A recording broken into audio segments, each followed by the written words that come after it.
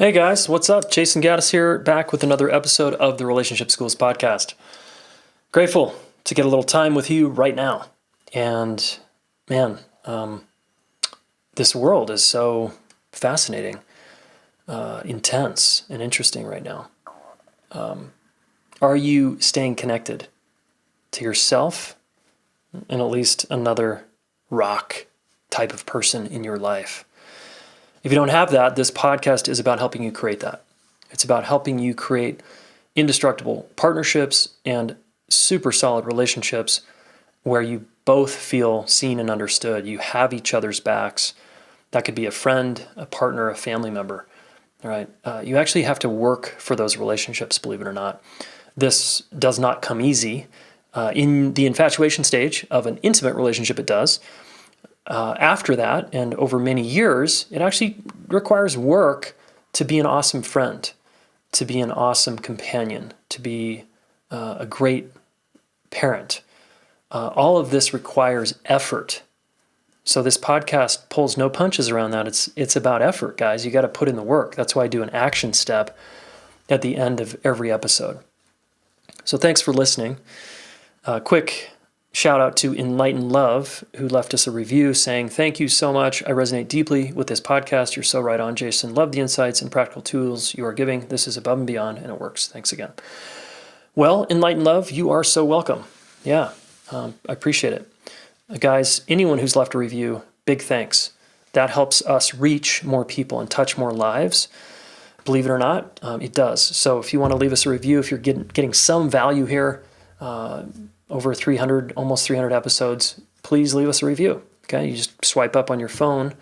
You can leave it. It's even better if you actually make comments versus just leaving stars. Comments is really cool. Okay, so even one sentence. I challenge you to do that today. All right, thanks. And in this episode, we have got an amazing guest, Tina Bryson, who co-authored a lot of books with Dr. Dan Siegel, who's been on the podcast 3 times now. And the last time was many months ago when we talked about The Power of Showing Up, his new book. And Tina Bryson finally got on the podcast here with me. And man, this was a really, really good interview, I think. And so this is, in particular, this is geared toward parents. And if you're not a parent, I still encourage you to listen. Why? Because you have parents. You have been a child to parents, and this is going to help you understand what's possible. So, and you may never be a parent, but you might be an aunt or an uncle or a mentor to someone young. And guys, young people, you know, we all know this. It's like the future is in young people's hands. And if we take good care of our young people, man, it's just cool what's possible. So Tina is the author of Bottom Line for Baby. She's got a new book for brand new parents coming out in September of 2020. I'm going to have her back on the podcast at some point to probably discuss that. Yep, Power of Showing Up, early out in 2020. She's the co-author of The Yes Brain with Dan Siegel, The Whole Brain Child, No Drama Discipline, each of which has been translated into over 40 languages. She's a psychotherapist and founder, executive director of the Center for Connection, a multidisciplinary clinical practice, and the Play Strong Institute, a center devoted to the study, research, and practice of play therapy through a neurodevelopmental lens. She's a speaker. She does workshops for kids, parents, educators, clinicians, industry leaders. She's made frequent media appearances on Time, Good Morning America, Huffington Post, Redbook, the New York Times, Real Simple. She's the developmental specialist at St. Mark's School in Altadena, the director of parenting education at the Mindsight Institute, the director of child development for Camp Chippewa in Cass Lake, Minnesota, and the child development director for Lantern Camps. She's a graduate of Baylor University, earned her LCSW and PhD from the University of Southern California, where her research explored attachment science, child rearing theory, and the emerging field of interpersonal neurobiology. All right, she is awesome. Okay, she's a mother of 3 boys, and she's been married 25 years. So this is someone who's walking their talk, And we just had a really great conversation. We just kept going. Like once we hit stop, after the episode was recording, we just kept going. And we had another, I don't know, quite a while of a lively conversation together. So I have a lot of respect for her. And I think you're just going to learn a lot here. All right, please enjoy. All right, welcome to the show, Tina Bryson. Thank you. So excited to be here with you. Yeah, I'm really psyched to have you. I've been wanting you on the podcast for a while, and here we are. Tina, tell us about you. Like, what are you up to in the world? Just so that I know I just read your bio, but just so the listener can orient a little bit to you. Yeah, well, my main thing I'm up to in the world right now is I've got 3 teenage boys. I've got 20, 17, and 13-year-old guys. And Yikes. At this particular time in the world, they're not at school or at summer camp or with friends or anything. So we're spending a lot of time together as family, which is mostly awesome. It's great. So cool. I've been married for 26 years to my best friend and my business partner. We do a lot of this work together, which is great. He's also an English professor, so it's helpful as a writer to be married to someone who's really good at editing. Nice. It's a good partnership. Yeah. I professionally, my main thing is to write books and go and talk about them with people. And it's really, really fun to get to share ideas. I'm a nerd about science and how to apply it in relationships. And then I also run a clinical practice that is multidisciplinary, working with mental health and speech and language and occupational therapy and a bunch of ways to help people thrive. And so that's really fun too to have, and I work at a school part-time. I've got kind of my foot in a lot of different things, but I like it that way. I like having a lot of different kinds of experiences and seeing how they all fit together. So cool. Yeah, and you've co-authored a couple books with Dr. Dan Siegel, who we've had on the podcast. We're going to talk a little bit about the power of showing up today. And why, it seems like most of your work is about relationships and kids and parenting. Would you say that's true? Yeah, I think, the way that this came about for me was that I was I'm a social worker. I was working on a PhD in social work, and I had a baby at the time. And so I had all these questions about how change happens and how from the very beginning can I give my kid the kinds of experiences that help him be a good person, right? So that was kind of what I was interested in. But I'm a super curious person, and I kept having all these questions, like these but why questions that my professors couldn't really answer. And I had heard Dr. Bruce Perry, and then right when I was working on my brain lit up when I was learning about the brain and history and anthropology and bringing all these fields together. But I heard Dan Siegel speak about interpersonal neurobiology, looking at how the mind and the brain and relationships all interact to shape who we are, and how particularly relational experiences change our brain throughout our lifespan. Mm-hmm. And so even though the books that I write about, for me, what I love doing is taking the science and then writing about it in a way that's practical and accessible and that we can do something with to enhance our lives. Nice. But so all the books that I wrote with Dan, and probably the one that people most know is The Whole Brain Child. That was our first book together.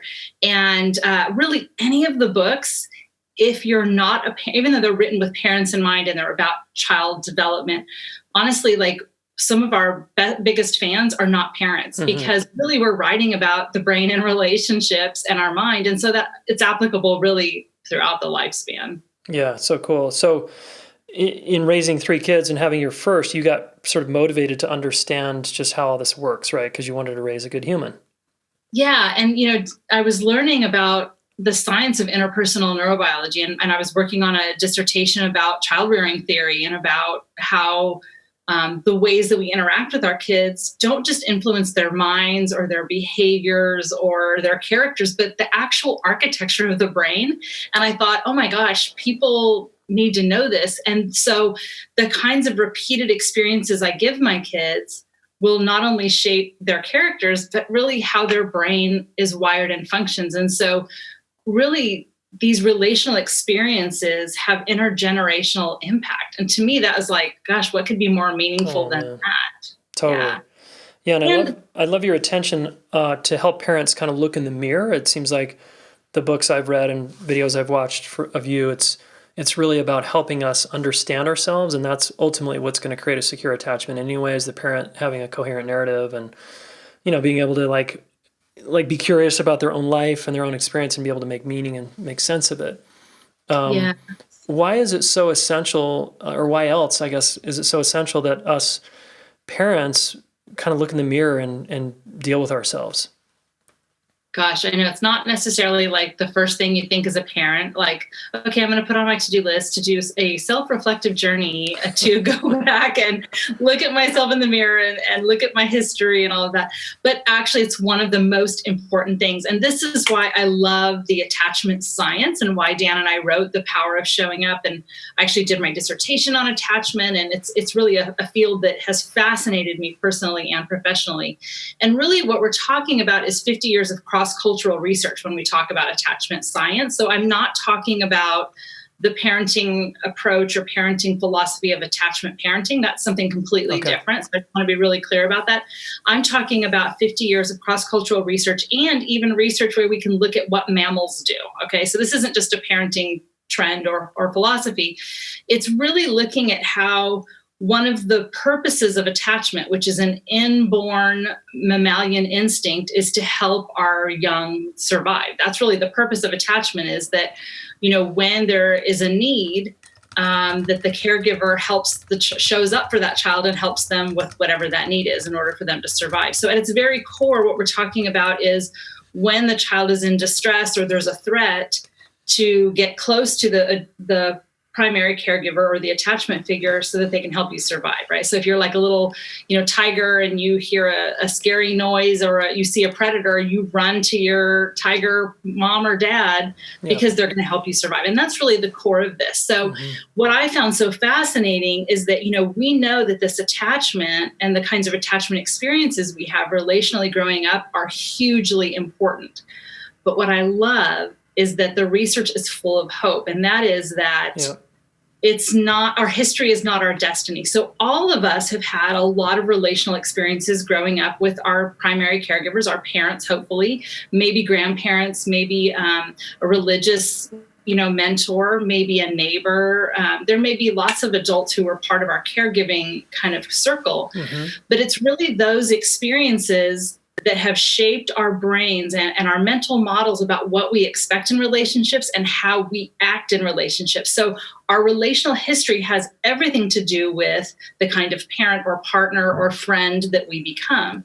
And what I love about this is that the history is not destiny. And the first thing we know is that a lot of us, and I would say, according to the research, a good, 25 to 35% of us did not grow up with secure attachment. We had a type of attachment with our parents that wasn't as beneficial. And so what the research says is it doesn't matter so much what happened to you. What matters most, the number one predictor for how well we are able to provide secure attachment to our own children or partners is not whether or not we had it, but whether or not we've reflected on it and made sense. So that's why we have to start by looking in the mirror. Yeah, absolutely. Thanks for that reminder. Did you, just curious kind of side question, did you and your husband along the way, did you have to go to therapy and individually or together to continue to turn over things as your son sort of triggered you into new awarenesses and insights and challenges? Yeah. And I think, hopefully in a little bit, we'll get to talk about some practical things we can do kind of in the everyday moments when your kids are having tantrums and all that. But what you're talking about is really one of the most important parts of being in any kind of relationship, even a relationship with ourselves, and that is that ongoing journey of self-reflection.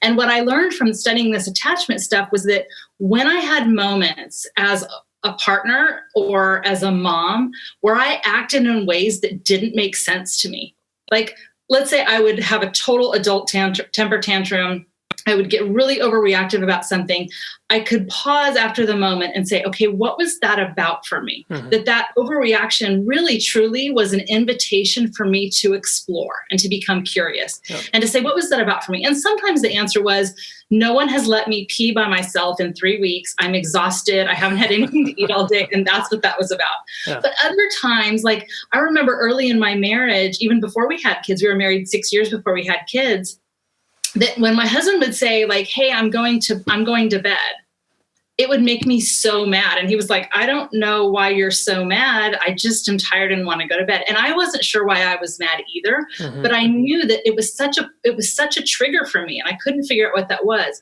So in those moments, I could say, okay, what is that about for me? Could there be something from the past that's getting activated? And really, it had a lot to do with, once I sort of started exploring, my dad would kind of check out at night, and he would go to bed super early, and he didn't engage with us, and he didn't engage with my mom, and he just kind of would, check out. And so for me, of course I came up with all these wonderful prefrontal narratives that explained why I was mad, which was, well, you shouldn't just assume there aren't more things to do and the workload's falling on me. I came up with all these things, but that wasn't really what it was about. So when I could look at that, I could say, okay, that is something from the past is intruding into the now. And now I know that implicit memory is impacting now. I can shine the light of awareness on it and go, okay, when I get mad, it's not about now, it's about before. Yeah. And so now I am not ensnared by it. It doesn't control me in the same way. So without awareness, we don't have choice. We just continue to repeat these patterns. But once we have awareness, we begin to have choice. And yes, I've done my work in therapy and continue to do lots of self-reflection, have people who challenge me and call me on things. When my husband and I got to a certain point in our marriage where we were feeling like we weren't really able to get through each other's defenses, we went to couples therapy for a period of time, and it was so helpful. And in fact, we purposefully sought out a couples therapist who was trained in something called EFT, which is emotion-focused therapy, which is attachment-based. Yeah, the Sue Johnson work, Yeah, exactly. And it was incredibly helpful for us to look at how our brains had been wired and where we were getting triggered and stuck. And that's the thing, is that if we run from the past and we run from our stories and we run from things that we're, getting triggered by, or we're completely preoccupied with them and flooded with them all the time, either one of those are actually reflections of insecure attachment patterns, the avoidant attachment pattern or the preoccupied attachment pattern. And the goal is really to have what's called free and autonomous attachment as an adult, where you are free to reflect on the past. You're free to reflect on moments you get activated and triggered, and look at them and try to make sense of them and to create a coherent narrative about, okay, that's what that's about, so that we can free ourselves from that and continue to grow. And it's an ongoing thing. It's, because when your kids become teenagers, new stuff gets triggered. Oh, yeah. And we want to be adults and don't want your input. That's new stuff too. Totally. We're in clearly a stressful time right now, the last many months, and probably moving forward for, quite a while. Yeah. And a lot of us at home, kids at home, not in school, not in summer camps, parents can feel a little flooded or overwhelmed or irritated or enraged, whatever the range is. There's probably a whole spectrum there. I watched one of your videos and you talked about two things that create stress in kids right now, and then two things that relieve stress. And I think it would be cool if you talk about this, because we're talking about kind of parents and how parents can help here. So would you be willing to talk about that? Yeah, you might have to coach me a little, because I've made a lot of videos lately. So was one of them talking about the discrepancy between the demand and the capacity? You talked about the two things that create stress right now in kids are parent stress. Oh, yeah. And parents' expectations, which I thought was so interesting to look at the parents instead of kids are overwhelmed or kids are this. And you immediately was talking about the parents, which I love. So will you maybe unpack those?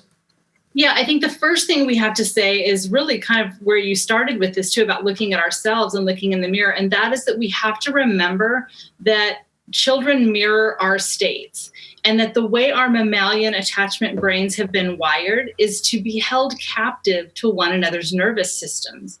And so as parents, when we are feeling overwhelmed and afraid and anxious and all of those things, maybe angry, when we're feeling those things, of course, those are healthy human responses to something difficult that's challenging and it's ongoing. Okay, so the first thing, I guess the first thing is to know that, in our society right now, there's a lot of belief that I think is even unspoken to some degree, which is that when we have negative feelings like fear, anxiety, depression, sadness, anger, that there's something wrong with us. Mm-hmm.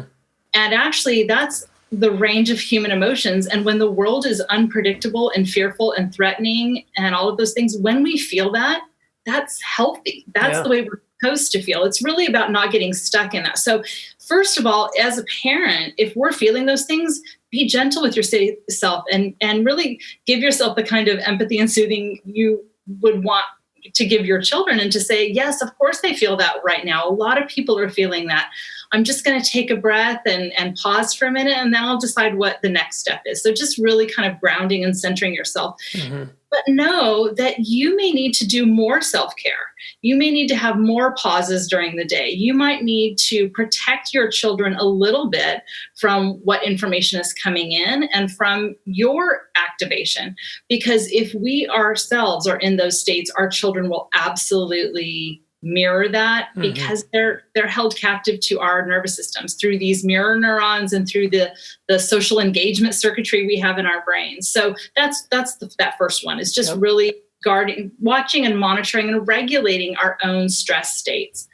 The second thing is that as parents, or actually at any time in the world, this is for adults as well as for kids, but for kids especially, when the demands of a situation or the expectations are a lot higher than your capacity, there's a big enough gap there that lasts, it creates ongoing, pretty significant stress. So let's say you're a kid who is really great at reading, but math is a big area of struggle for you, and you're a little bit behind, and your class is going at a faster clip than you can keep up with.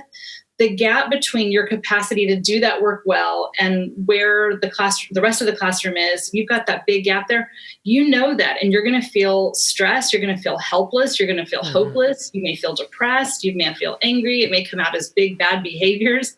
And so that's just an example, but a lot of what we're expecting kids to do, particularly if they're trying to do some sort of online school, or they're supposed to entertain themselves all day long without bothering their parents or without fighting with their siblings and without anything else to do and not seeing friends, like we're expecting too much of them in lots of ways. Yeah. So when we expect something that they don't have the capacity to do, or we're expecting something that's outside of what's developmentally appropriate, kids will be in chronic and potentially even toxic stress because they can't meet those expectations. Yeah, totally. Okay, cool. And then the parental expectations of our kids is like, that's a whole, we could go for hours on that alone. Hours, yeah. And then you talked about two things that relieve stress. I'm sure there's many things, of course, but you talked about play and name it to tame it. Will you talk about those? Yeah.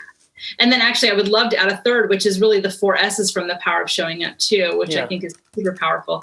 Yeah. I mean, play is such a, it's funny that we're actually in a point in history where we have to defend the right, need, and benefit for kids to play. But previous generations knew that, and were much better protecting it. I think, kids play about, under normal circumstances, kids free play was typically about 15 hours less a week than it was even 10 years ago. And those free play hours, those unstructured play times were replaced with screens and with more structured activities like sports or music or other enrichment things, which obviously screens and those kinds of structured activities, beneficial, wonderful, and if they're done the right way in the right amount of time and all of that. So there's nothing wrong with either of those.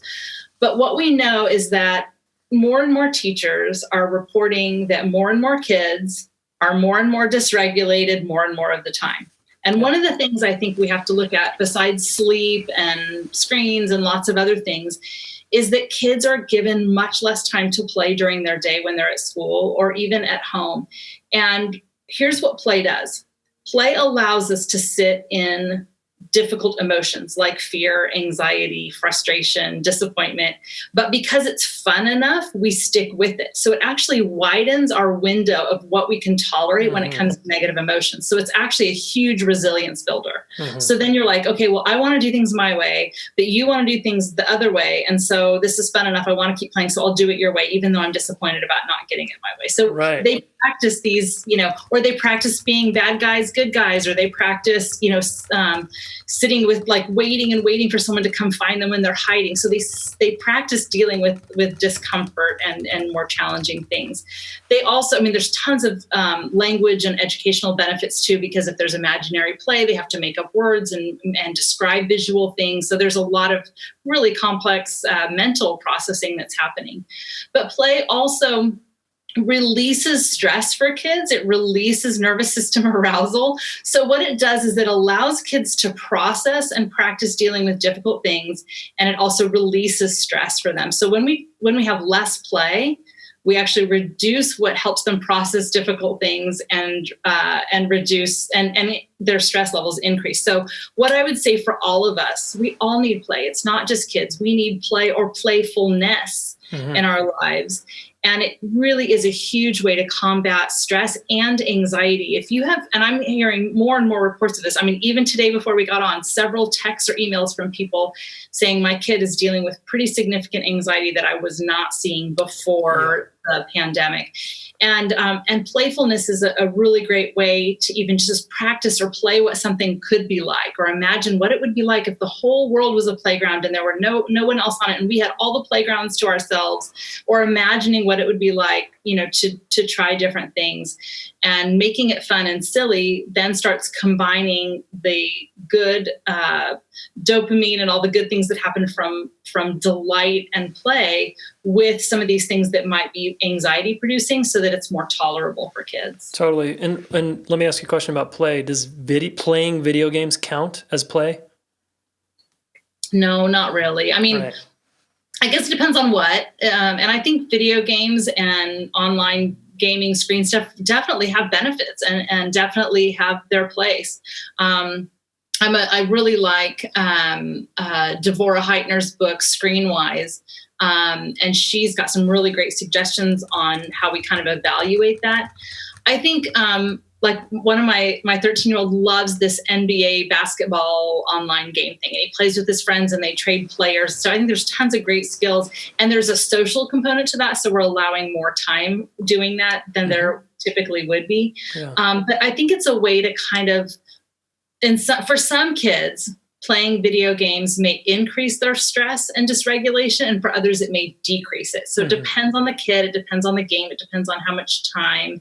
I would say for the kids whose parents report to me that when their kids are online playing games and stuff, and they are really difficult to get off of their devices, and they have personality changes after they come off, like they're rageful and difficult, those are kids who can get really dysregulated. So we have to really limit it and create a transition period coming away from that, where that maybe you're interacting and being playful, maybe even some wrestling or throwing a ball or something like that. Yeah. But no, what I'm talking about is really moving your body and like just exploring the world. And And I'm also a huge fan of Georgie Vincent's work on, it's called Play Strong. And it's really about how parents play with their kids in ways that build resilience, but it's child-led, and it's really following your child's lead. And I think some of us, like, play can be really boring. And I mean, I remember like my kids loved the little action figures, and I grew up really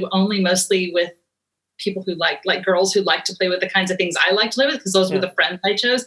And my kids were like, or whatever. And like, at first I didn't buy them any kind of guns or anything, but then they would chew their grilled cheese sandwiches into guns. And so then I was like, okay. And then I read Dr. Michael Thompson's work about how when kids play in more pretend violent kinds of ways, that doesn't mean they're going to be violent people. That, just like when kids play with baby dolls, they're not going to, we don't worry about teenage pregnancy in those moments, it's play, right? Yeah. So I think just child-led play where you're really present and tuned in with your child, or your child is outside with duct tape and Band-Aids and they're doing something. Right. Like that's the kind of play I'm talking about. Yeah, cool. Cardboard box towers, stuff like that. Exactly. Hey, pardon the interruption. Thanks for listening. I want to tell you about our coaching program briefly. Some of you are helpers, right? You're a natural born helper and you're not getting paid yet to help others. You have not taken the leap to become a relationship coach. I want to really encourage that you apply and you start really chewing on that and thinking about it. You can work for yourself. You can work from home. right where you're listening to this, and you can get paid really well. If you want eventually making six figures, or you can just have a nice side income to supplement your job, gives you even more job security. So here's what Brittany had to say, one of our recent graduates who's now a relationship coach. Hi, my name's Brittany. I'm a newly certified relationship coach with the school, and I wasn't always aware that I was going to be a coach. This was a path that I naturally stumbled upon through my own pain. And once I took deeper and really felt this ultimate transformation that I've never felt before in my life, I was like, sign me up, whatever program's next, I'm in. And that's how my journey to becoming a coach began. And gosh, I am so happy I kept down that path, because if there was one thing that I can say about the RCT program, it's that the growing doesn't stop.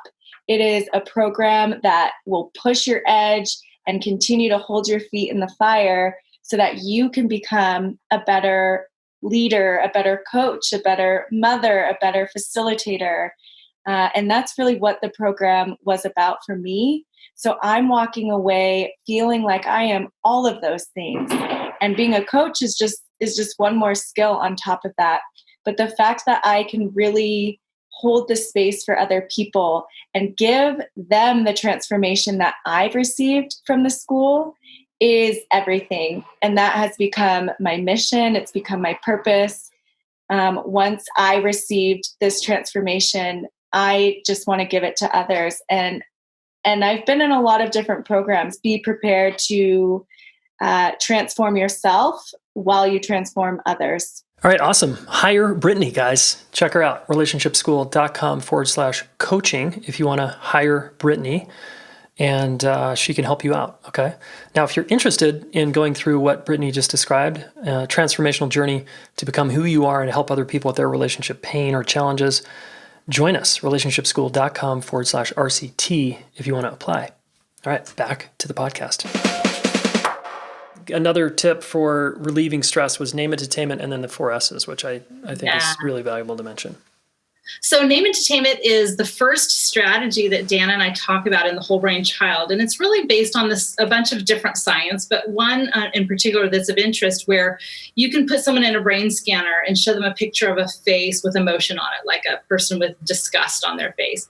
And the left hemisphere is not very active yet when they're looking at it. When they look at it, the right hemisphere gets really activated because our right hemisphere is the part of our brain that reads nonverbal communication primarily. So the right hemisphere gets really activated to try and identify it. And then when the person asks the person in the scanner, name what you see in the room, and they start naming objects in the room, the left hemisphere gets activated because it's naming things and using words, which is one of the things that the left hemisphere specializes in is linguistic, using words. Unless it's our name would be on the right hemisphere side, which is interesting. Okay. But then when they would ask them to name the emotion that they saw on the card, not only would the left hemisphere get activated, but the right hemisphere would become less activated after naming it. So it really became more integrated. So you didn't have as much of a right hemisphere flood, which is where a lot of emotional stuff can come up. So name it to tame it is probably the science behind why journaling, even if you never share it with another human being, improves heart function, immune function, and mental health. Because when you're writing, you're naming it and taming a lot of the big emotions and stuff by giving word and using language and writing it out. Or even when we're talking to someone else, why therapy or talking to someone we trust, like why those things are such drives for us. I know, if something happens to me, the first thing I want to do is tell my husband or my best friend, like, oh my gosh, you won't believe what happened, right? And so when we do that, it actually decreases the reactivity in our nervous system. So when we name it, that can really help our kids tame those big feelings. And one other video I have on my website right now related to the pandemic is really about how the language we choose as we help kids name it to tame it matters a lot. And that if we're giving threat-based messaging like, you can't play with your friends right now because it's dangerous to be with other people, versus we're taking a break from playing with friends right now so that we can be safe. That more safety-based language versus threat-based language can make a big difference because then your kid makes the neural association of, because the brain's an association machine. So the brain makes an association like, oh, the world is dangerous. Everything I knew before that was safe, it's all dangerous. Yep. Versus my parent keeps me safe. And so if they're telling me it's okay to do this now, I'm going to be safe. So what we say matters too. Absolutely. Yeah. So cool. And I love that, just by the way, this, how we're held captive to each other's nervous systems. I just wanted to, isn't that great? It's so cool. It's like that's just so true in my experience, right? It is. And, especially like when you've been with someone that you know intimately, your children, your spouse, your own parents, your close friends, like we know each other deeply, and someone can just, like last night I said to my husband, I said, I'm feeling really grumpy tonight. And then a minute later, I said, I'm just really feeling frustrated. And he's like, I know when you use the word frustrated, that we've all done something that's pissed you off. And versus when you say grumpy, it's just your mood. So he's like, okay, what did we do that annoyed you? And I was like, gosh, you know me better than I know myself sometimes. But, this being held captive to each other's nervous systems, is based on so many things in terms of how we're wired as mammals. But also this mirror neuron system that's so fascinating. The idea that, one of the things they discovered is like, if I pick up my drink to take a drink, that if you see me doing that and you understand the purpose of what my behavior is, it's a purpose-driven behavior, your neurons are firing as if you were taking a drink as well. So we yawn in contagious ways. We laugh in contagious ways. And so there's a good side to that. That the if I'm regulated and I'm handling adversity really well, I love that my kids are held captive to my nervous system. But what about the moments when I'm not, right? So it's a double-edged sword. Exactly. Like if you're having a really hard month and it keeps going on and on and on, that's a household that's now living in the stress orbit, right? That's right. And I think that's, again, where name it to tame it comes in. And I've used this when I've been really mad, when all three kids were, when things were awful, to say, you're mad, you're mad, you're mad, I'm mad. We're all mad right now. Now it's probably not a good idea for us to keep talking to each other. Let's just take a break for a little bit. So you just kind of lay it on the table, right? Or, I lead this clinical team, and like sometimes something will come up in a meeting where it's something, and I'll just say, hey guys, something just happened and the energy just shifted here. What's happening? And just laying it out there. So if we're having a bad month, to say, gosh, I've just been feeling really, we don't want to make our kids our therapists. Please don't do that. Sure. But just your kids know if you're feeling discouraged, and just say, gosh, I'm feeling discouraged. The news today made me kind of feel discouraged about where things are. So I need to do some things to make myself feel better today. What can I do? I think I'm going to go for a walk. And you just sort of like explicitly lay out resilience in that way. Yeah.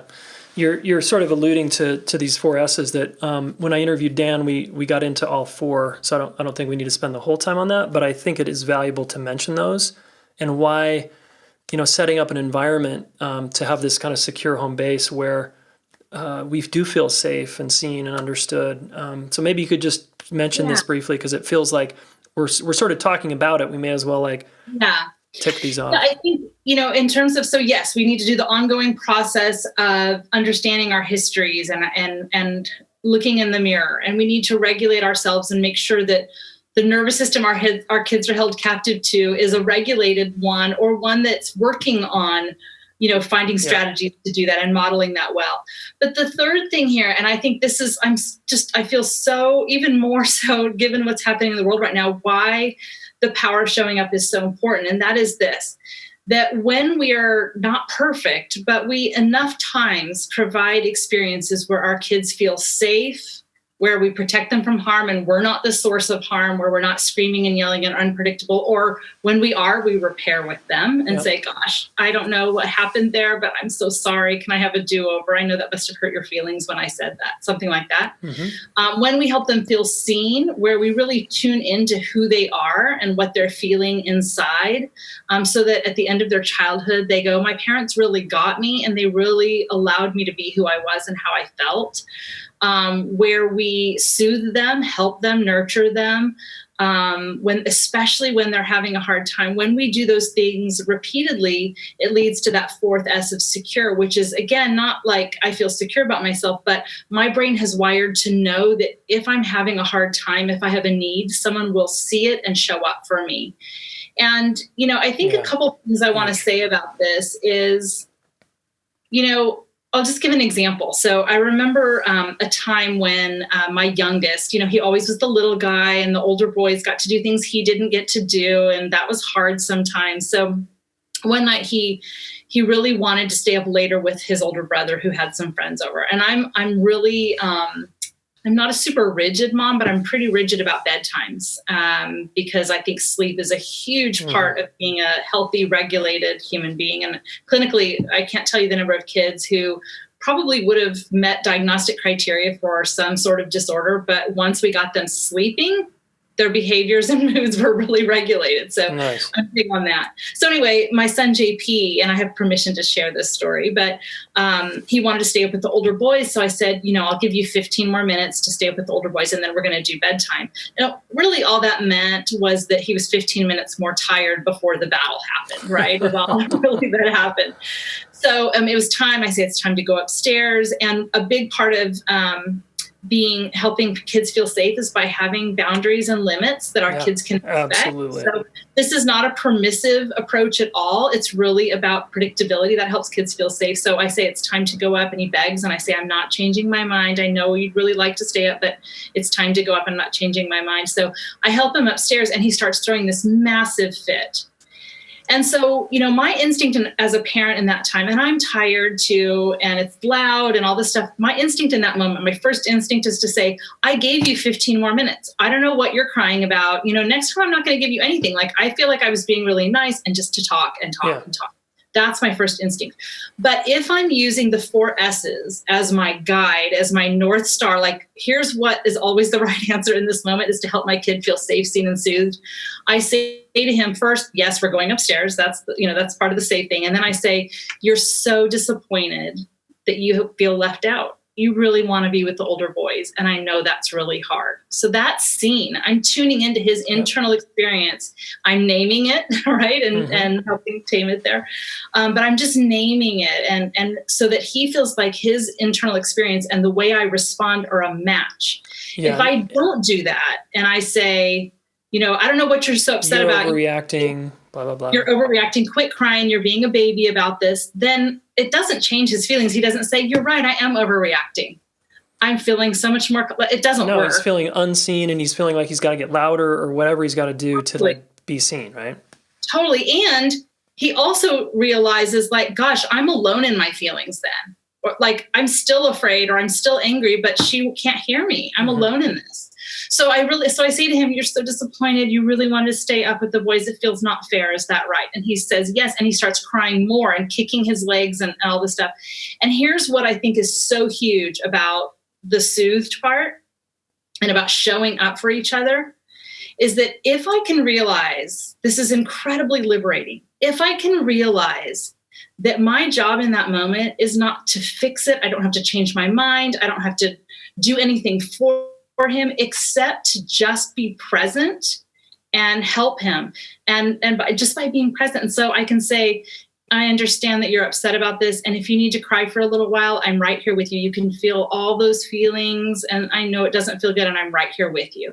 And that's all I have to do. It's incredibly liberating. I don't have to figure anything out. I just have to be present and say yes to his feelings and yes to me being able to show him that I can tolerate his big feelings so that I trust that he can.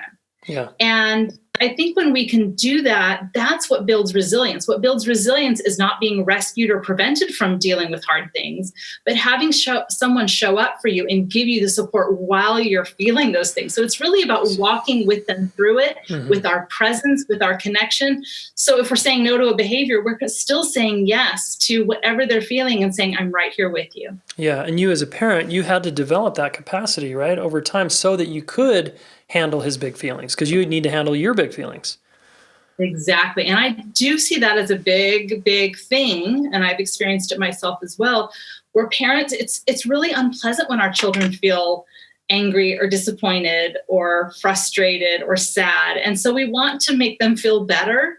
But one of the most important things we can do is to let them feel those things with our support. And that's what builds resilience. And, I won't go into details for privacy, but my 20-year-old is going through something difficult right now. And I want to rescue him, and I could rescue him.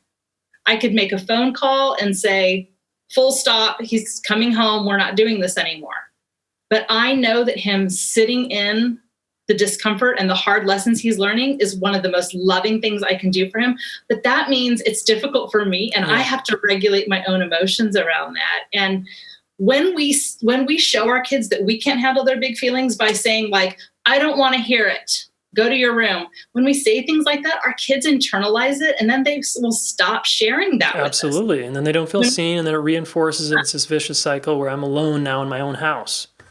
And we criticize them, like saying, you're being such a baby, or why are you worried about that? Or when they feel criticized, they're going to stop sharing things with us. So I think this idea of, what do we do in the moment? Sometimes I don't know. I don't know what the right thing to do or say is as a spouse, friend, mother.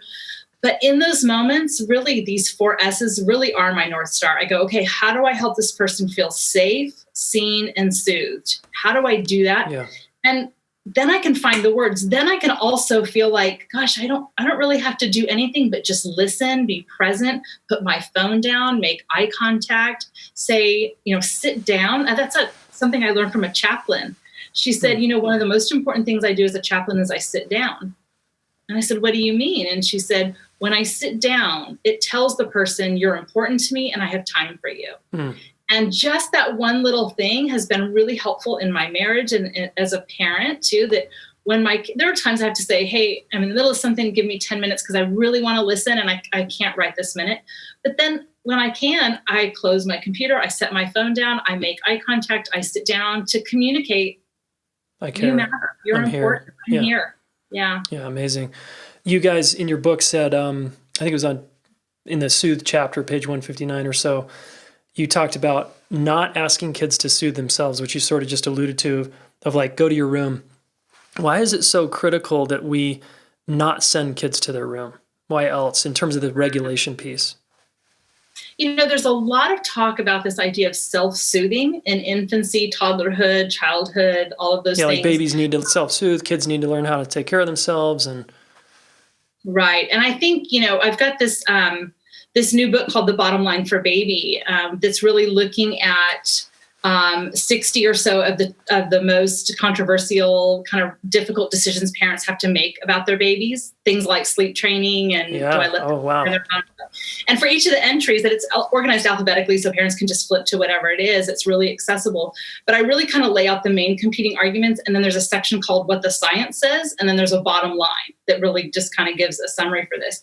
And one of the big points I make in the sleep training article is really relevant here. And that is, there's a big difference between a child who is fussing a little bit and trying to work something out on their own because they're frustrated or they're trying to do something, and the parent allowing the child to fuss a little bit and work something out instead of rushing in and rescuing. There's a big difference between that and a child who's having what I would call an attachment cry, where they are truly in distress and they're crying in a way or upset in a way that they really need help and they're having a stress response.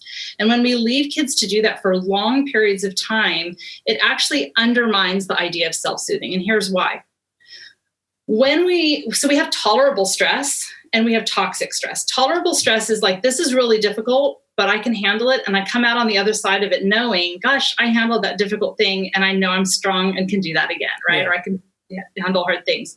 But when something crosses too far outside of our capacity, it floods us with stress hormones and all kinds of negative nervous system response that makes it so unpleasant we try and avoid it in the future as opposed to being willing to do it. So self-soothing, actually, Dan and I in the whole book, we never actually, we talk about the idea of self-soothing and we shift it and we really talk about inner soothing and inter-soothing, because even as an adult, like if someone's like, I'm going to go self-soothe, like I might go off by myself, but my brain is still pulling up all kinds of things I know about who's there for me and what did my mom say that one time that helped me feel better and those kinds of things. So let me say this. The way kids get good at self-soothing is by practicing going from falling apart, dysregulated states back into feeling regulated again. So it starts with your baby cries, you pick them up, you make sure they have a clean diaper, you feed them, you pat them, you soothe them. And then they were like, gosh, my nervous system, that felt really uncomfortable, whatever was happening there. But someone showed up for me and I feel good again. So That's okay. I can do that. Right. Mm-hmm. So the more times we show up for our kids and help them practice going from dysregulated back to regulated, the more we are giving their brain practice for doing it for themselves. So just like with weights, if I pick up a weight and I do lots and lots of reps, that muscle's going to get strong. The brain gets reps for when we soothe our children, when we show up for them with empathy, connection, and presence, when they're falling apart. And I would say that at their worst, that is when they need us the most. That's how the attachment system works. We show up in that moment and we say, this is really hard. I'm right here with you. Yeah. Then that intersoothing is what gets encoded. And their brain gets another rep from going from this feels awful back to I can handle this, so that they can do it for themselves. And that's really the thing that we come to in the fourth S of secure, is to say, when we help our kids feel safe, seen, and soothed, helping them soothe, it doesn't make them dependent on us. It doesn't make them less independent or indulged or spoiled or any of those things. What it does is it really wires the brain so that they learn how to keep themselves safe, how to see and understand themselves, how to soothe themselves, and which often includes reaching out for help when you need it, or calling someone or connecting. So really it teaches them how to show up for themselves. So, and then obviously then they can do that in their other relationships too. So I'd really tell parents who feel afraid, like, I'm worried she's not, learning how to self-soothe. You cannot spoil your child with too much affection, too much presence, by picking them up too much, by helping them too much. Where we can spoil kids, and I actually kind of don't even like that word, but it's helpful for communication, is in not having boundaries and not having limits. So if your kid cries and you're like, okay, fine, you can stay up, another hour, and you keep giving in, that's where things can go wrong. And that's really what the literature says is not optimal for kids. They need boundaries. So I like high structure, high boundaries, high limits that are explained to the child, high expectations, also with high soothing and nurture and warmth and connection. It's both. And that's what's most effective. And the research bears that out. Yeah, that's awesome. Wow, that was a lot and so good. I just want to make another comment about the boundary piece, because I'm with you on the high structure boundaries. Yeah. And really being clear in ourselves as parents that, no, I'm not going to cave here, because that'll help a kid relax, right? And feel like, okay, someone's got me here. Yep, absolutely. It's in Boulder here, there's a lot of sort of what I sort of tongue-in-cheek joke is like over-attachment parenting, which would be more of the boundaryless. The kids kind of run the show. The kids' emotions run the show. Yeah. I'm just curious if you'd say something about like, I heard someone say once, like, little kids, little decisions, big kids, big decisions, like giving like I remember a story where there was a friend of ours who was giving their like 6-year-old the choice of which school to go to. And I was like, that feels like way too much weight, way too much responsibility. So will you say something about why that matters? I totally agree with you. We're on the same page on that. I think that what we're talking about there is permissive parenting, where the limits, boundaries, and structure are determined by the child's emotions and desires. Like I have a good friend who jokingly, the kid asked for some candy and he was like, the only rule is you have to want it. And I was like, oh, please tell me you're joking, right? That children's emotions should not dictate how things go. They don't, if you give a 6-year-old a choice on which school to go to, they might pick something pretty they saw on the wall, or because, they saw a dog in the street on the way outside of, you know what I mean? Like it's not, I totally agree with that. Small decisions. And really we do want to a lot of parents make too many decisions for their kids as they get older. And it should really almost be like a sliding scale. When your kids leave for college, they shouldn't have had you made decisions all the way. In fact, I even tell people with devices, like there should be lots of controls and limits on devices. But as your kid in the last year or two of high school before they leave, they should have a lot more freedom around their devices, with you still having the ability to monitor and check in on them, because you don't want their first time having freedom with dating or with technology to be when there's no supervision and no chance to intervene. And I think that's how we should think about freedom around decision making.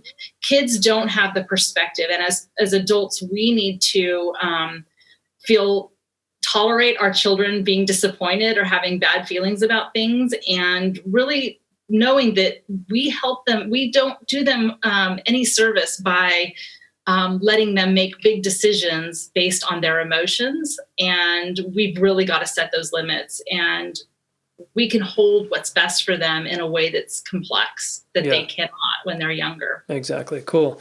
Nice. All right. As we wind down here, I've got just one more question about, especially around the pandemic that we're in and the level of stress, the racism, and there's just so much going on in the culture. And parents are stressed. Kids are like, what's going on? Am I going to be able to play sports? And they're feeling that, right? And kids, a lot of kids are sensitive enough to sort of pick up on the things that are going on in the world.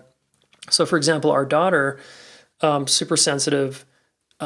When this first went down and we first started educating our kids about what was going on, she wanted to sleep in our bedroom, right? And then she wanted to sleep in her brother's bedroom.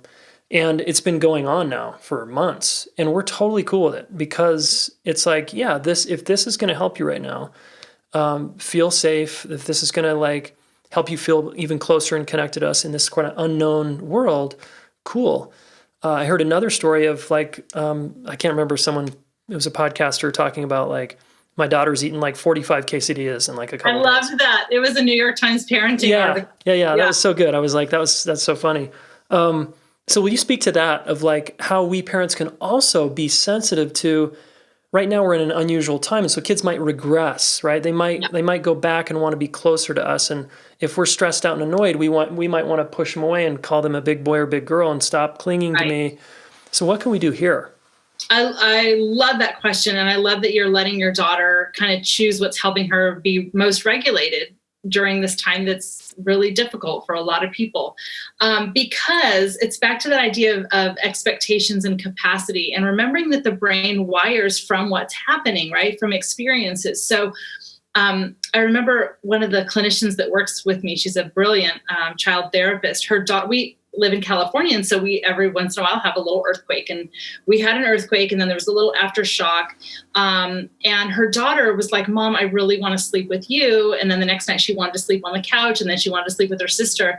And she was saying, gosh, when I'm thinking about all of this with the nervous system, had I said no, had I done what I like to call fear-based parenting, if I let her this one time do it, she'll never fill in the right?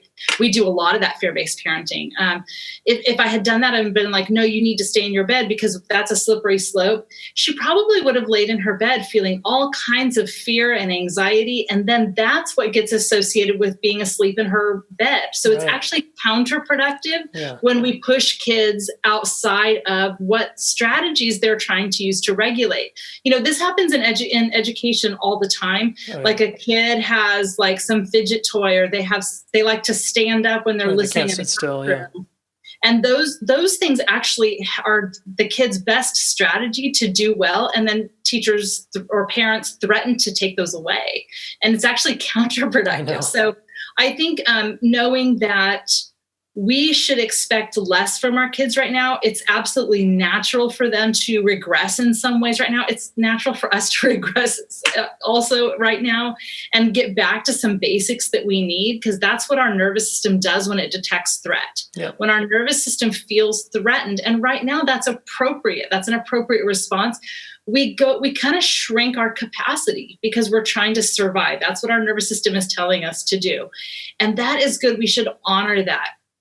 Because if we push kids to do something that's really, and who cares if she's sleeping in her brother's room or in your room, right? She's not going to do that forever, I promise. Yeah, totally. And so your instincts are right on about that. But if we push them to do too much outside of their capacity, it's really that idea that the expectations are higher than what their capacity is for too long, then it's actually counterproductive. Because then they get filled with anxiety and fear, and then they start doubting themselves, and you'll actually see even more regression. So be gentle with the expectations, be more flexible. You can even name it to tame it a little and say, it seems like when you're wanting to sleep here with a brother, you just feel safer doing that. And that's so good. You have found something that helps you feel safer right now. That's so great. You're so resilient, right? Nice. So we can even celebrate that she's finding her way to do that. We should expect less of our kids, but still have good boundaries. We don't have to be permissive. And we should expect less of ourselves. When we expect ourselves to be full-time educators, full-time parents, and full-time employees at the same time, or workers, that's impossible. Yeah, always in a good mood and always like cheerful and, hey, I got this. And it's like not going to happen, right? No, it's not going to happen. And I woke up this morning, I've been staying up way too late. And so I'm a little off and I just felt really tired and grumpy this morning. So I just told my family, I was like, I'm feeling really grumpy. I'm going to go walk. So I put in my thing. I went and walked for 45 minutes. I listened to a great book and I felt better. And so they saw me modeling, tuning into my inner experience, having some awareness about what I might need, and then doing something instead of just feeling stuck in it or not being aware and just lashing out. So those are great things we can do. I guess I'm saying this in a kind of long, winding roadway, is that because we set the tones and because children mirror our states, we might need more self-care right now. And that's not selfish. It's actually the most important thing for our kids. And because showing up for our kids and really being available and tolerating their big emotions is exhausting, and it requires a lot of us as parents right now. Yeah. So make sure that as parents, you have people who show up for you too. You need to feel safe, seen, and soothed. That's a need throughout our lifetime. And we give so much to our kids. And so to all of you who are parents that are listening, I would just want to say, you matter too. You matter too. And that's really important. Yeah, beautiful. Tina, one more question. One of our missions here at the Relationship School is to reach young people. And we've taught relationship education in a couple of high schools around the country, and we really want to reach, one of my missions is to reach kids. I love kids.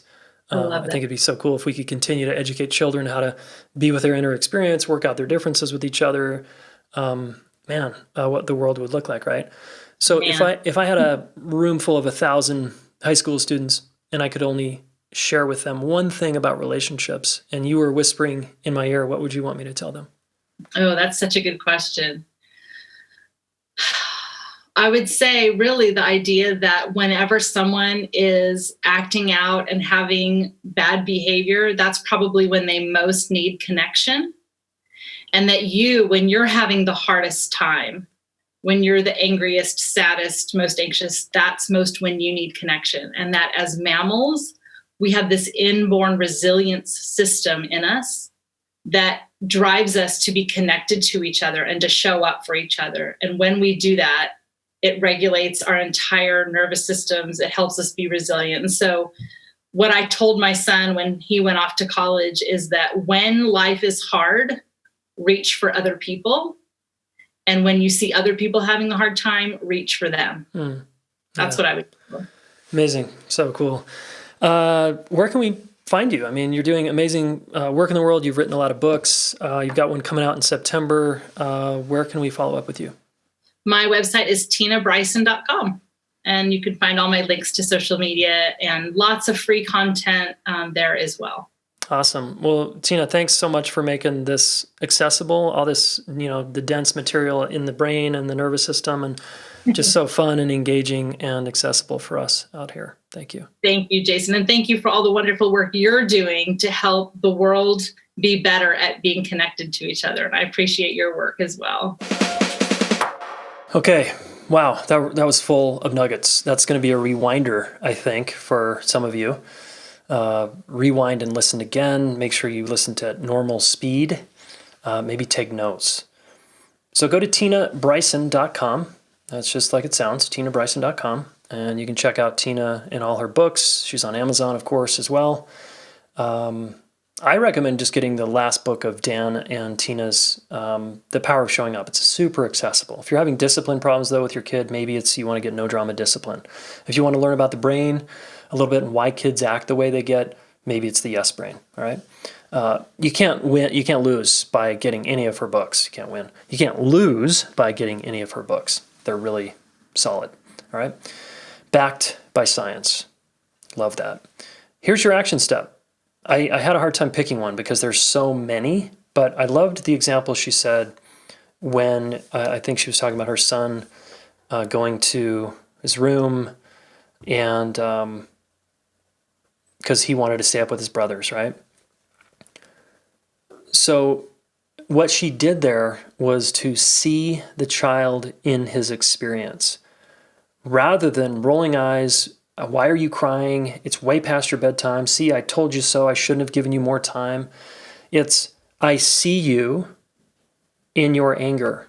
I see you being frustrated right now. And that makes sense because you want to stay up with your brothers. So the action step, guys, is if you have a child, do it this way with your child. If you have a friend who's upset, anyone, the next time you talk to someone who's upset, you see someone in their upset. Wow, you're really upset. Whoa, those are some big feelings. I see you really hurting. I see you're mad at daddy. I see you're mad at mommy. I hear you. You're mad at dad. You're mad at mommy. That goes miles. It's so big. I did that with my daughter today. I was a little irritated in the kitchen, and she's got some tears in her eyes because she thought I was mad at her. And she said, you're mad at me. And I was like, you're right. I am. And I see that you're sad. And because I'm mad. And so we can just, I'm just going to tell the truth. Yes, I'm irritated. And yes, you're sad or angry or whatever you are. All right? We are in this. When we don't do that, guys, it's really terrible. It's just not helpful when you continue to make your kids wrong or shun them, whatever, all right? See people in their pain or in their joy. Wow, you're really happy. Wow, you're so psyched. So this works with positive emotions too, right? So that's your action step. Do that in the next couple of days with someone who is either very happy or very upset. And just watch them relax. And you want to go another step, you just validate them. That makes sense. Oh, makes sense you're upset. You know? Whew, okay. And man, again, I'm going to be listening to this one again because there were just so many nuggets in here. Okay. Finally, if you want to be the kind of person who can do what Tina's talking about here, you can become a relational leader here at the Relationship School. We train you how to do stuff like Tina and I are talking about. So if you're feeling kind of inadequate as a parent or ashamed, or if you're not a parent but you're like, whoa, that was super enlightening, how do I do this for other people? You can certainly come train with us here at the Relationship School, where we learn how to help people more effectively. And one of the things we help them do is be with their own experience. Okay? It's enormous in adult relationships to learn how to be with your own experience and discomfort. So if you become a relationship coach, for example, whether you decide to be a coach or not, you're going to get training in how to help other people be in their pain and their joy, and also help them work through conflict, okay, which is the crux of any good, strong relationship. All right.